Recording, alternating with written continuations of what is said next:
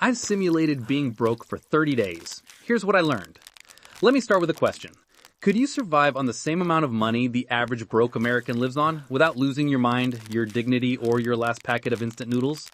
Because listen, most people swear they're managing, but the truth? They're really one unexpected bill away from panic screaming at a Walmart return desk. So I wanted to know, what does broke actually feel like?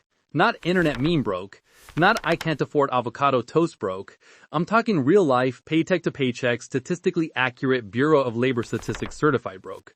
So for 30 days, I simulated living on the exact budget of the average struggling American. And what I learned?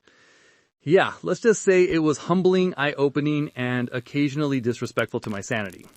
Before we dive in, comment below. What's the brokest thing you've done to survive a month? Don't lie, this is a judgment-free zone. Mostly. Alright, let's begin. Here's the cold reality. According to the Federal Reserve, 37% of Americans can't cover a $400 emergency without borrowing money or selling something important like their sanity or their gaming console.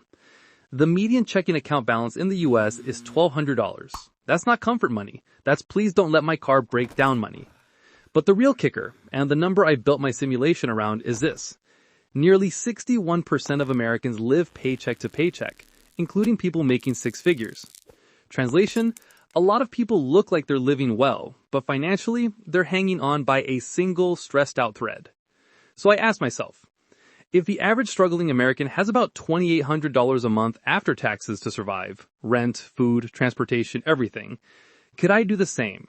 Let's break it down with simple math, because math exposes lies faster than your ex's screenshots.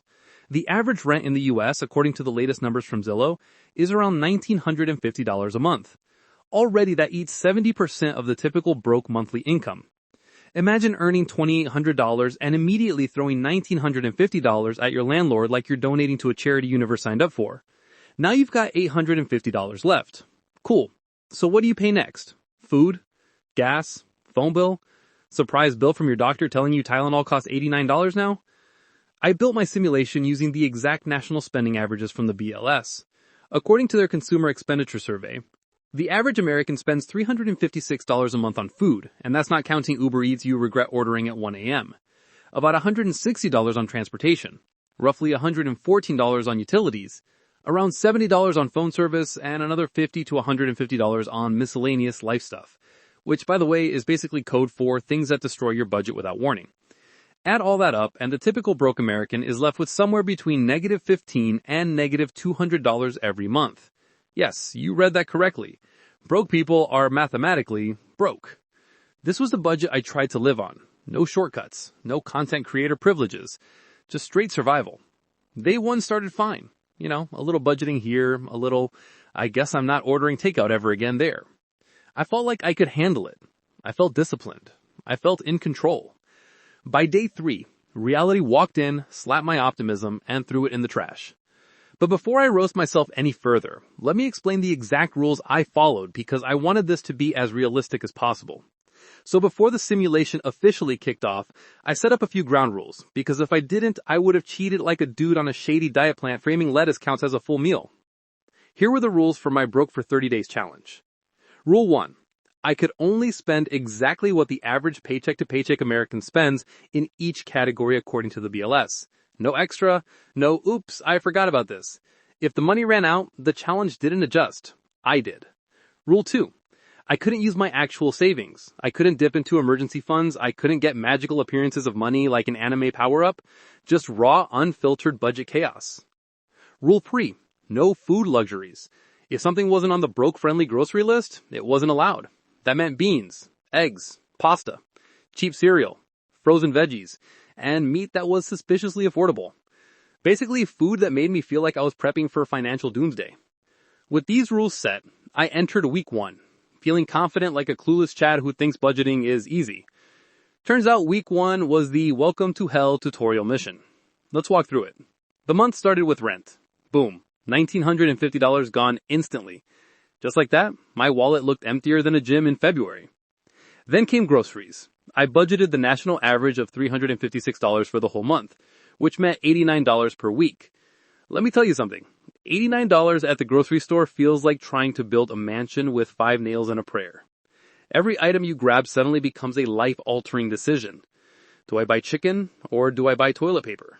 Do I choose fruit or do I choose sanity? I ended up shopping like a broke cartoon character. Beans, rice, eggs, bread, peanut butter, discount veggies, and a frozen pizza for when I wanted to feel alive again. The first week's food situation humbled me. I went from, I'm a responsible adult, to how many meals can I stretch out of a single pack of chicken thighs? By day 4, I realized the average American isn't budgeting. They're surviving. And then transportation came in hot. The average American spends about $160 a month on transportation. Break that down, it's roughly $40 per week.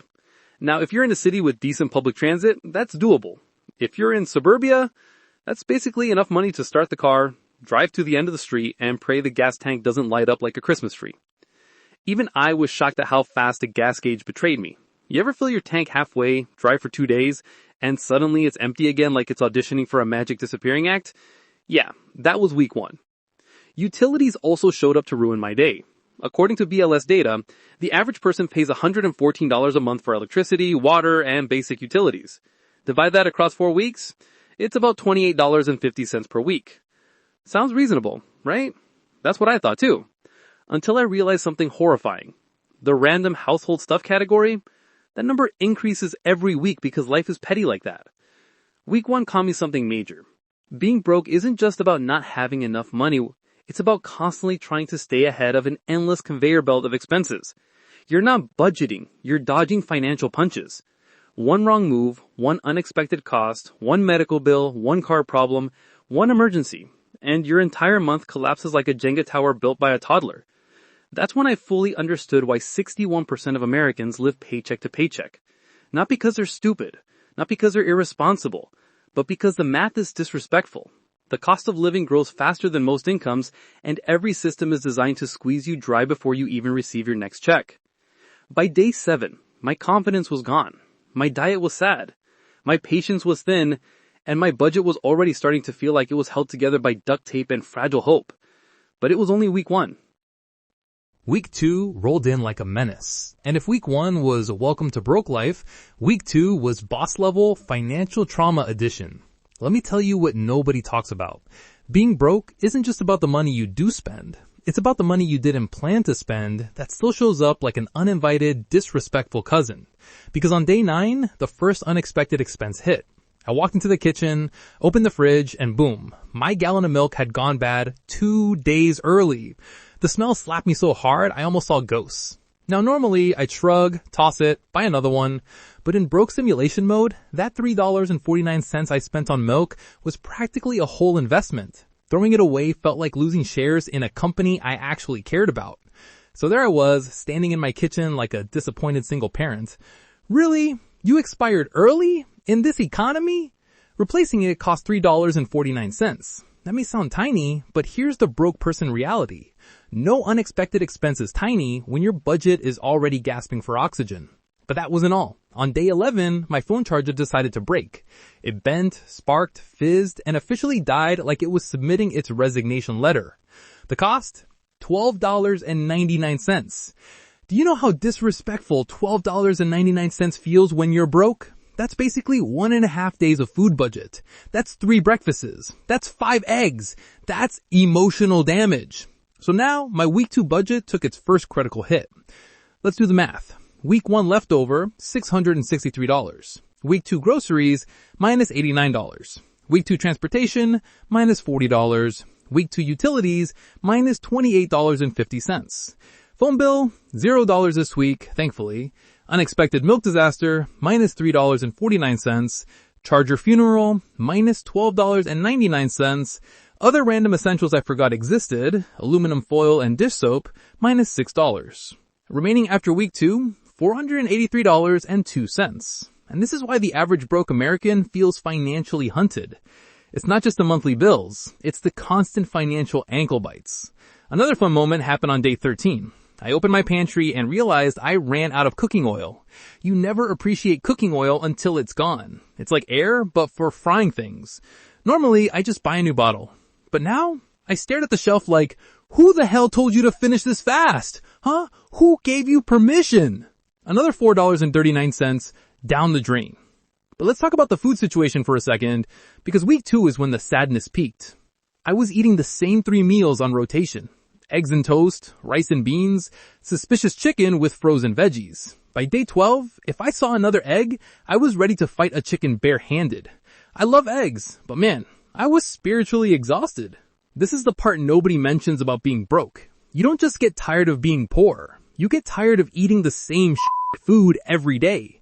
There's no variety, no flavor experiments, no creativity, just survival. I was eating to stay alive, not to enjoy life. Let's talk mental strain. If week 1 was humbling, week 2 was mentally draining. Every purchase required thought. Every dollar needed justification. Every decision felt like I was performing brain surgery. When you're broke, you don't buy things, you negotiate with your wallet like it's a hostile roommate. You ask questions like, do I need this? What happens if I don't buy it? Can I survive without it? Can I use something else? Can I DIY this with the power of imagination? Being broke makes you resourceful, but also tired. Constantly tired. And remember how I said 61% of Americans live paycheck to paycheck? That means most people are living with this constant background anxiety. This mental load affects everything. Your sleep, your decisions, your mood, your patience, your motivation. Financial stress isn't just stress. It's a lifestyle.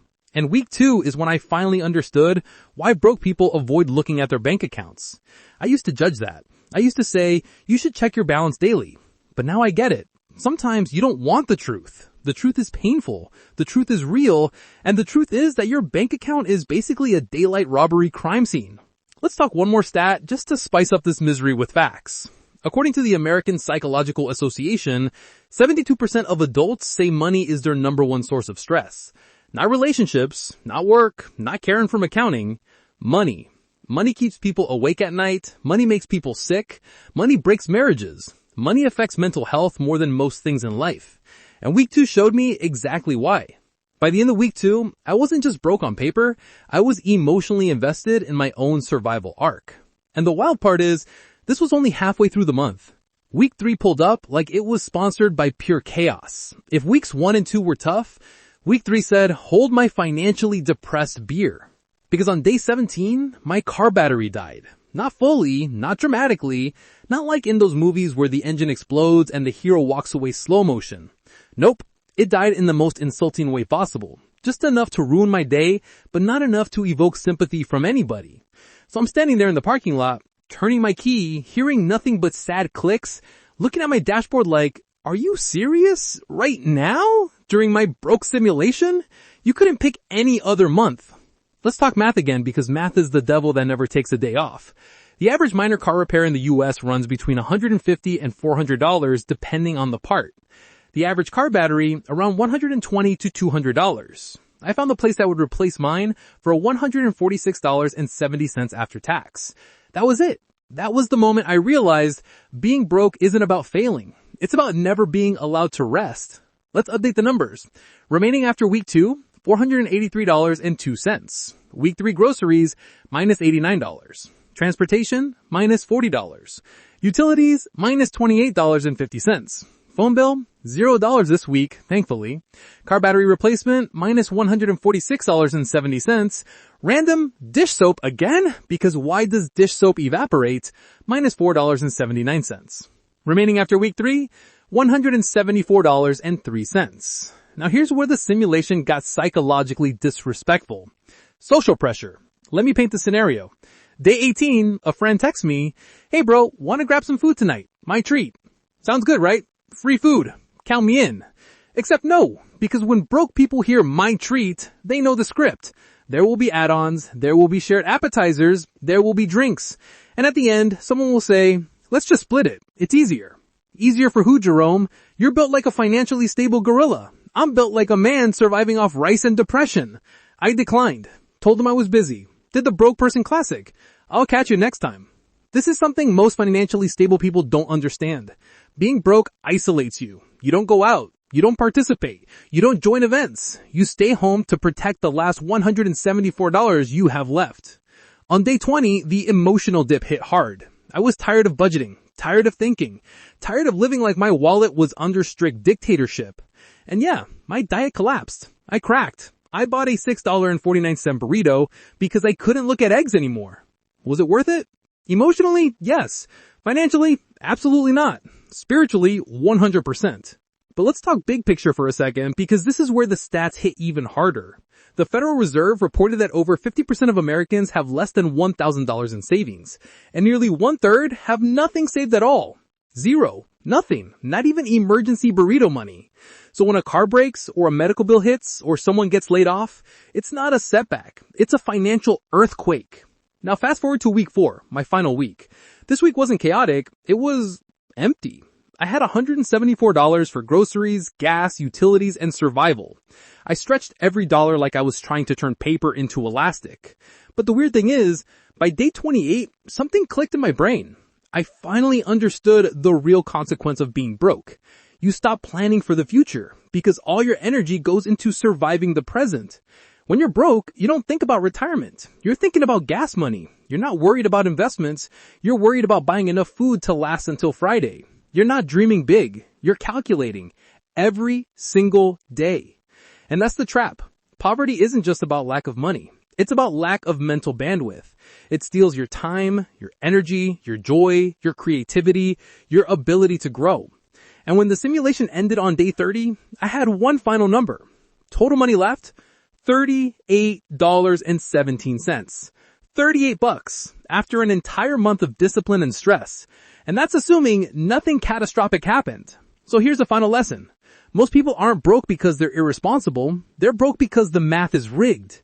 Because wages haven't kept up with rent. Because groceries went up 20% in 2 years. Because medical bills cost more than vacations. Because life is expensive, unpredictable, and unforgiving. But here's the hope. Once you understand the game, you can start playing differently. You can budget smarter. You can build an emergency fund. You can track your spending. You can avoid lifestyle creep. You can increase your income. You can invest even small amounts. Money won't magically fix itself, but you can fix your habits, your mindset, and your system. And that's what I learned from simulating being broke for 30 days. Broke is a temporary situation, but staying broke is a strategy you can fight your way out of. And you will, if you start today. You're watching Peter Finance, where we mix facts with real talk. Like, comment, subscribe, and comment below. What's one financial habit you want to fix this year?